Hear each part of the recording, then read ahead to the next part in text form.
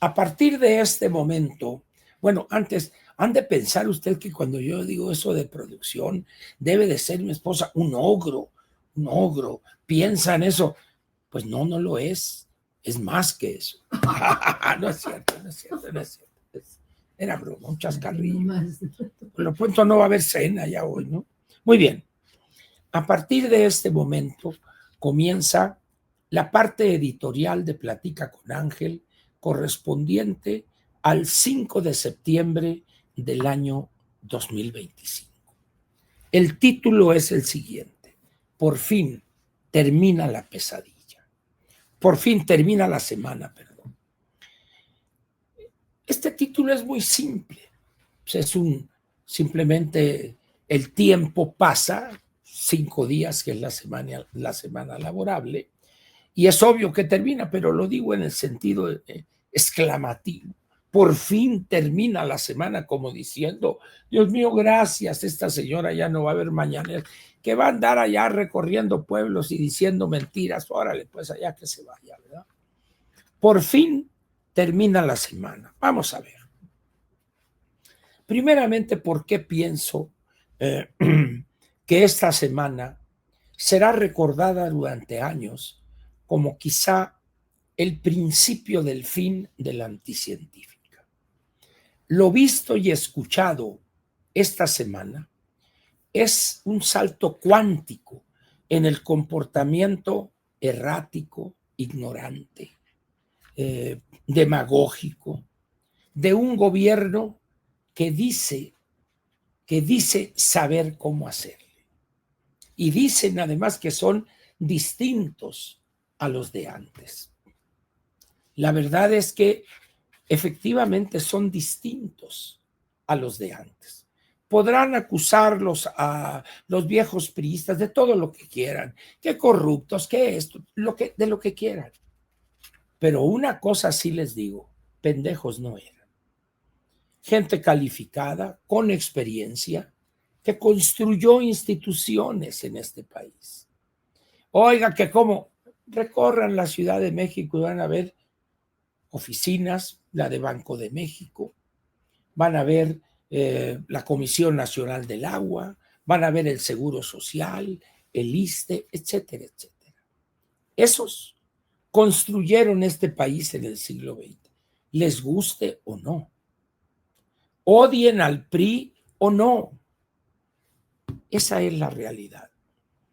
Y estos morenistas acomplejados, envidiosos sociales, ignorantes, sinvergüenzas, que no tienen la menor idea de los cambios que se han operado en el mundo. El otro día, en el programa este que está entre el 2 y el 4, lo dijo don Raimundo Rivapalacio con una claridad meridiana.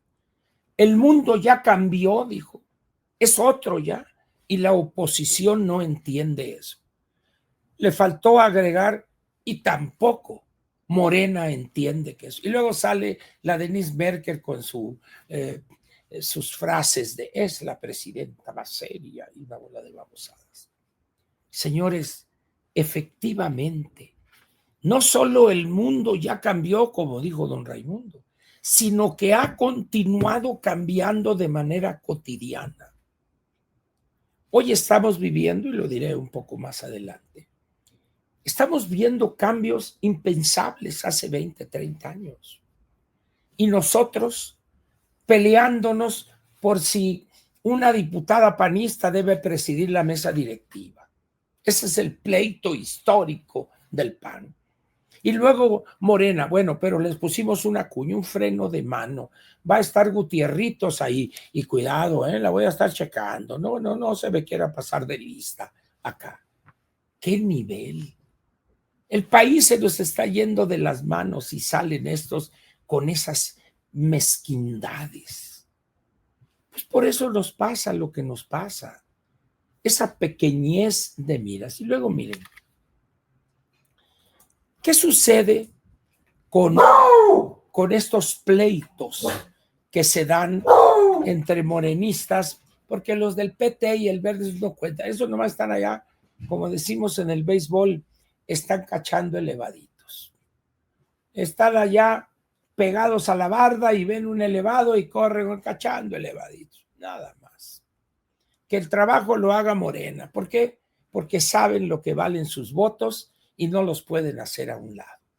Entonces Morena se pelea y estos impresentables, un señor Ávila, Gutierritos acá y diciendo mentiras al por mayor. Y son los que dejan ahí para ponerle un freno de mano a la señora Kenia López Rabadán. Y yo les digo una cosa, si ustedes vieron su desempeño junto con la ingeniera y la Lili Telles, esas tres que yo les llamé en algún momento las tres chifladas, no hay freno de mano que la pueda detener. Esta mujer es imparable, sin megáfono. El megáfono está patentado por la Lili, ¿verdad? Señores, déjense de mezquindades, por favor. Eleven la mira, planteen problemas que tengan que ver con lo estructural de este país, por favor. Pero no les da la chompeta, no les da. Ahora bien, esta semana se caracterizó desde el lunes porque cada día que pasó de lunes a las 6 de la mañana a este momento, cada día fue peor que el anterior. La babosada del día siguiente fue peor que la del anterior. Y la babosada de ese día palidece ante la babosada del otro día. ¿Qué forma de decir tonterías, de exhibir su falta de comprensión de lo que está pasando en el mundo? Y qué falta de capacidad para mentir más o menos de una manera, vamos a decir, decente, pues. Llega el secretario de Estado, Marco Rubio, y con poquitas frases los exhibió. Hay una frase de Marco Rubio cuando dice: no importa dónde estén los delincuentes o los que amenazan la seguridad, etcétera, de Estados Unidos, los destruiremos, dijo. No dijo los vamos a capturar, los vamos a acorralar, no, ni madres. Los destruiremos. Y ahí estaba el inútil del psiquiatra deglutiendo tubérculo, vulgo, tragando camote. Y cuando llega el tema de Nicolás Maduro, es que, bueno, nosotros y que el artículo 89 de la Constitución, es que los otros países, la coexistencia, todo para ocultar que ideológicamente este gobierno apoya a Nicolás Maduro, a Daniel Ortega, a los cubanos. Esa es la realidad. No se dan cuenta que cada vez que o callan o dicen algo a favor de esto, y luego del inútil y sinvergüenza golpista chafa que ni eso pudo hacer de Pedro Castillo, o el otro narcotraficante sentenciado y luego amnistiado, Evo Morales, no se dan cuenta que están cavando más y más para su tumba. Señores, eso que ustedes están planteando ya no le interesa al mundo. El mundo está hoy en otra dimensión. Las cosas que ustedes dicen, y mal dichas por lo demás, los exhibe primero como unos acedos caducos en lo que se refiere a la mentalidad, y segundo, como unos arrastrados de esos tiranuelos de aldea de los cubanos, de Nicolás Maduro, de Daniel Ortega, etcétera. Que no haya alguien que les explique y que le diga: señora, no mienta de esa manera. Usted no tiene por qué decir fue una reunión productiva muy buena. No es necesario, porque lo que diga usted va a ser rebatida por el boletín que emitió la Secretaría de Estado, el Departamento de Estado. Señora, usted ya terminó muy bien, gracias, que te vaya bien, mi Marco, y ojalá jamás regreses. Y punto. Y a seguir mintiendo y protegiendo a sus mañosos. Y luego, no, por favor. También exigimos extradición de estos y acá. Dice uno, ¿que no hay alguien que le explique a esta señora? que le diga, señora, por favor no vaya a plantear eso. Es una tontería por esto, por esto, por esto. Jurídicamente se pondría usted en ridículo. Pero no. En esas condiciones, como diría el clásico, ni cómo ayudarles. Los problemas estructurales del país no solo ahí están, sino que hoy están peor que en el gobierno del bulto, por una razón muy sencilla. Aquel tenía todo el dinero del mundo y lo dilapidó. Hoy estos no tienen ni para lo más esencial, el pago de los intereses, del servicio, de la deuda. Ahora le van a subir el IEPS, el impuesto especial de producción y servicios, a las sodas, a los, como dicen, bebidas azucaradas, al pan de no sé qué cosa, y a ese tipo, los cigarros, al alcohol, etcétera. Señora, con todo respeto, son patadas de ahogado. Y le quiero decir una cosa más. Porque va a ser un incremento al precio final de esos productos. En lo que se refiere a los refrescos, a las sodas, es la bebida única que tienen cientos de miles de familias, por no decir millones, en las zonas depauperadas, marginales totalmente de este país, para darles a los niños algo líquido para quitarles la sed. Y eso, aun cuando usted piense lo que quiera, eso ayuda a reducir en esos niños los problemas de parasitosis. Es preferible que tomen una soda, la marca que quiera usted o la que quieran ellos, a que tomen agua contaminada. ¿Qué no entiende eso, señora? Claro, como usted, bueno, se movió durante los años en su familia en el agua Perrier o la Pellegrino o alguna otra Aquapana, alguna agüita de esas acá que animan el espíritu. No, señora, este país tiene grandes zonas de marginación, de insalubridad, y eso es a lo que deberíamos darle prioridad. Y usted, que el Tren Maya, que va a ser de carga, y luego sale el otro fifí ahí, que ha vivido toda su vida entre sábanas de seda. 3,000 kilómetros de vías de ferrocarril, de pasajeros. No es cierto, señora, no tienen dinero. Las mentiras que dijo usted de Pemex, etcétera. Y los 5 días, incluyendo ha sido de mentiras, de exageraciones. Lo que dijo en ese supuesto informe, no, señora. Eso es un acto palaciego, de propaganda, el que hizo usted, que no es la primera que lo hace, también hay que reconocerlo, ¿verdad? Luego, ¿cómo permite usted, señora, una científica, esos actos grotescos, falsos desde la escenografía misma, desde el vestuario mismo, ese quema de copal, humo, no sé qué madres ahí, y el bastón ese pinche palo de escoba con unos listones, en la Suprema Corte? Señora, usted presume de ser científica, lo debe ser en ciencias ocultas, me imagino, ¿verdad? Pero no podemos estar dando una imagen como si estuviéramos en el siglo XIV, señora. Estamos en el tercer decenio del siglo XXI. Tenga compasión, por favor. Pero no, usted piensa que con el ejemplo del bulto, el cual está siguiendo al pie de la letra, y me da mucho gusto que lo haga y le voy a decir por qué. Pues porque después de 11 meses y 5 días, de ratificar las locuras ideológicas de aquel, de llevar a cabo un crimen contra la estabilidad política que es la reforma judicial, usted ha demostrado que no va a cambiar, señor. Por eso toda esa bola de glúteos veloces, es que el beneficio de la duda, Ángel, apenas va empezando y toma tu beneficio de la duda. Ahí la tienen, en su tinta.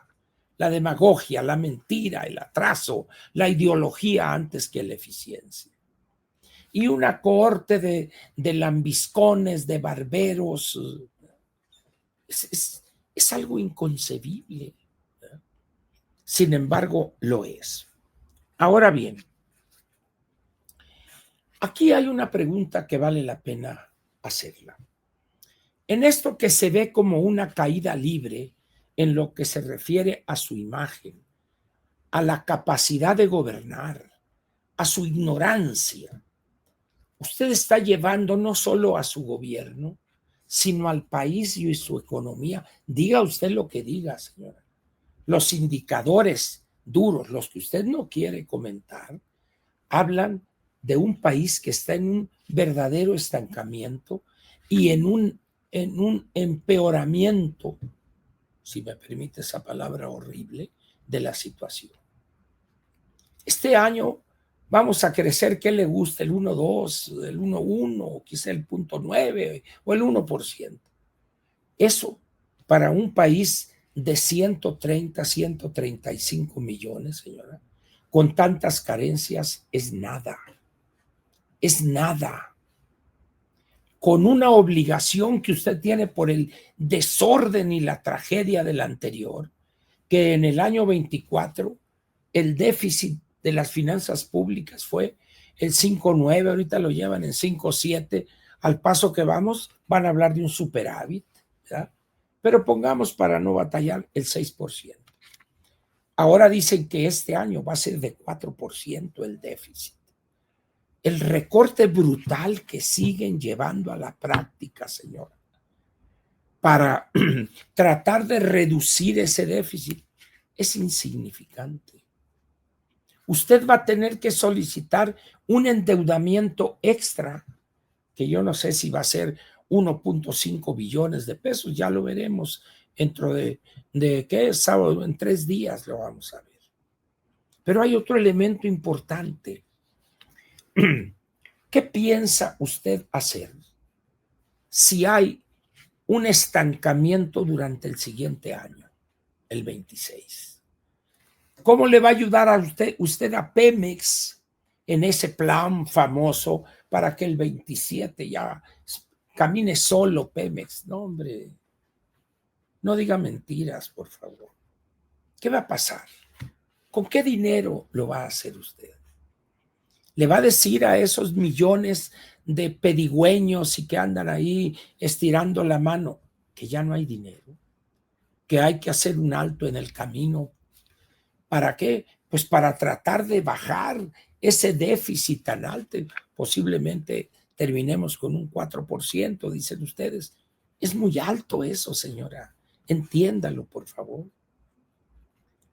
En esas condiciones, usted anda presionando a sus personeros para que la Junta de Gobierno baje los intereses, porque eso le significaría a usted una especie de respiro en lo que tiene que pagar por intereses. Esto es un poco como aquel que se está ahogando y sale y así está usted con su gobierno, señora. Ahora bien, ¿detendrá usted su caída de manera voluntaria? Es decir, ¿entiende usted el desastre que recibió y cómo lo está agravando ese desastre? ¿Lo entiende usted? ¿O acaso piensa que con sus personeros en los programas de opinión, con estas jovencitas ahí que van, no sé, por una placita y alguna cosa así, o Ávila, el otro, y a donde van le ponen unas madrizas de Dios Padre y Señor mío, y él solamente alcanza una sonrisa fingida? ¿Por qué? Porque él piensa que ya tiene amarrada la candidatura en Aguascalientes y también la victoria. Lo que diga Damián Cepeda, lo que diga lo que le vale, yo ya amarré la candidatura. Bueno, pues, quién sabe cómo se pongan las cosas, ¿verdad? Estamos pues ante una situación donde la pregunta es relevante. ¿Detendrá usted misma su caída? ¿Qué significaría esto de detener su caída? Primero, rompería usted con el bulto, les orillaría a una serie de personajes a solicitar licencia o presentar su renuncia, y de la noche a la mañana vas para Brooklyn. Allá está muy bonito el tiempo en Brooklyn, ahí por el río Hudson, acá, órale, 15, 20, vámonos. Y entre ellos quizá a Landy, a Pío, y que empiece ahorita a decir, Pío, Pío, Pío, no vaya a ser que lo agarren y se lo lleven. Y ni Pío dijo. Tiene usted tela de dónde cortar, señora. Con unos 15, 20 de esos machuchones que envíe, la presión se reduciría y ganaría usted espacio. Y luego se va con la bola de barberos que tiene en el gabinete. Córralos, señora, por favor. Córralos. Y si fuere posible, demándelos por el daño que le han hecho al país. Ponga a gente calificada, capaz, con experiencia, aunque no sea de su ideología aceda y caduca. Que sea gente que quiere verdaderamente a México. Haga una limpia de toda esa bola de sátrapas que López envió al Servicio Exterior Mexicano y que usted parece haberlo ratificado a casi todos. Por eso la pregunta, ¿va a detener usted su caída, señora? Yo le digo desde ahorita, lo dudo mucho, pero vamos a ver. Ahora bien, aquí lo más importante de su conducta, señora, son las consecuencias que acarrean para el país. Primero veamos las cuestiones internas. Usted con su política o lo que se llamaría las decisiones políticas de su gobernación han generado a la fecha una gran desconfianza en el capital privado. Una gran desconfianza que ha llevado a algunos, como dicen ahora, a pausar. A pausar.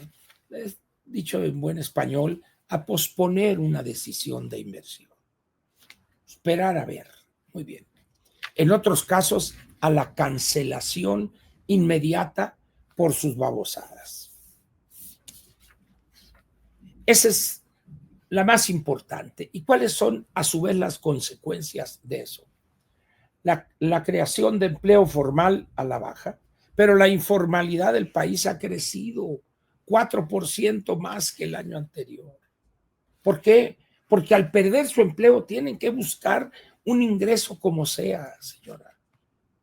Pregúntele al inútil que dejó aquella la bailarina, aquella la rarotonga, ahí bailando en una estación de servicio, mostrando hasta el código postal.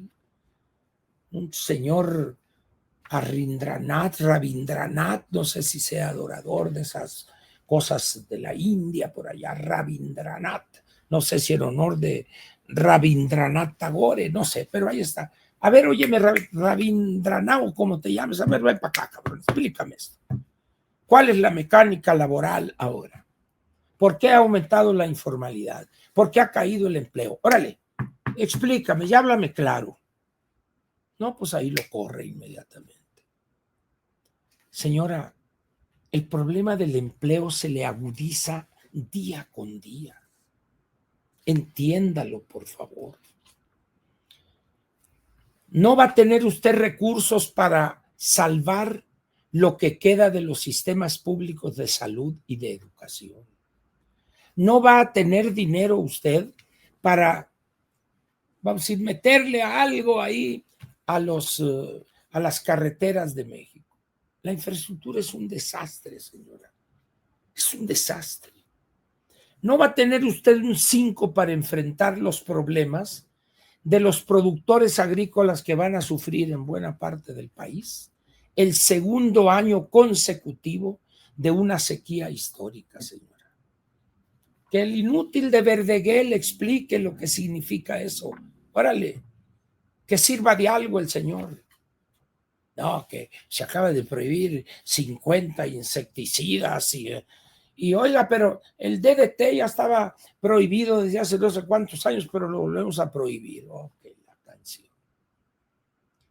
Se vienen una serie de problemas con Estados Unidos ahora frente a la negociación del TEMEC, en lo que se refiere al glifosato, en lo que se refiere a los organismos genéticamente modificados, etcétera, entre otras cosas. Sí, y usted en la baba, señora, pensando que toda la labor de usted es asegurar votos. No, señora, los votos en un país se obtienen como consecuencia de un buen gobierno, no como lo está haciendo usted. Ahora bien, las consecuencias externas de su conducta. Mire, una de las ventajas que tiene el leer, el discutir con personas enteradas de las grandes transformaciones que está sufriendo el mundo, es que esa comprensión, esa información lleva al político o al gobernante a modificar, a tomar medidas disruptivas para aprovechar esa nueva corriente en el mundo. Mire, yo no le voy a andar recomendando libros, yo no le recomiendo a usted nada, porque no sabe ni leer usted, hombre. El mundo, aquel mundo unipolar o bipolar en el mejor de los casos, en el que usted se educó y soñó, el socialismo reinaría, tome su socialismo. Pues hoy el mundo se ha convertido en un mundo, el planeta multipolar. Aquel proceso de debilitamiento de los Estados Unidos que surge como consecuencia del resultado en la Segunda Guerra Mundial, ha empezado a caer, señora. Y potencias emergentes, pongámoslo así, como la República Popular China, la India, y Rusia ahí con su gas y su energía queriendo colarse en la foto. Pero luego hay otro grupo de países, señora, que están en el medio y son motivo de disputa entre China y los Estados Unidos. Países, por ejemplo, como Indonesia, Vietnam, quizá Australia, aun cuando ya ha manifestado su alineamiento o su posición de apoyo a Estados Unidos. Pero Indonesia, Vietnam, quizá algo Singapur o no sé, algunos países en aquella región. Y en esta de acá, México es una pieza fundamental por geografía y por interdependencia económica. Nosotros no tenemos forma de irnos con el otro barrio, con la otra pandilla, la de Xi Jinping. Nosotros no tenemos más que acoplarnos, colaborar, trabajar de lleno con Estados Unidos y Canadá. No tenemos otra, señora. Y esa conclusión es resultado de estudiar la nueva conformación en el planeta, señora. No le busque chichis a las culebras, señora. Rodéese de personas que le entiendan al asunto. ¿Qué hago yo? Mire, hay un compañero, un amigo de antes del 68, que más o menos tenemos las mismas lecturas, seguimos los mismos temas y hablamos y discutimos y aireamos nuestras diferencias y nos fortalecen nuestras coincidencias, porque vemos por formación de los dos, vemos el mundo en su complejidad. Eso ayuda mucho, señor. Pero si usted lo quiere hacer eso con el pervertido de Ramírez Cuevas, no, señora, pues él lo único que le va a dar a leer es el closet de cristal, ahí donde aparece él. Pues. O vamos a ver qué están haciendo los LGTBX, Y, Z, W y alfa, delta, iota, gamma, etcétera. No, ahí no está la solución, señor. Corra usted con cajas destempladas a este inútil de psiquiatra y ponga a alguien que le entienda a la situación geopolítica que se está presentando hoy en el mundo, señora. La imagen, la presencia de México en el concierto internacional la debilitó, prácticamente la destruyó el bulto. Y ahora usted está siguiendo el mismo camino. No, pues no tienen razón. En fin, señora, Termino este editorial con una pregunta, resultado de una plática hoy con este amigo que les menciono, que llegamos a esa pared, vamos a decir, expresado ese choque de esta manera. ¿Por qué somos así? Él es una persona que formada en el exterior, formado aquí también. Yo he pasado temporadas en el exterior, lecturas, etcétera, y hemos visto, porque hemos visitado organizaciones de la ONU, andar ahí de mitoteros, y hemos encontrado un fenómeno muy curioso. En la estructura administrativa de esas organizaciones multilaterales hay argentinos, chilenos, uruguayos, brasileños, peruanos. ¿Y saben cuál es la nacionalidad que escasea? Mexicanos. No hay. Entonces nos planteamos la pregunta, ¿a qué se debe eso? ¿Qué explica esa renuencia a salir al mundo, a buscar incorporarse en esas organizaciones?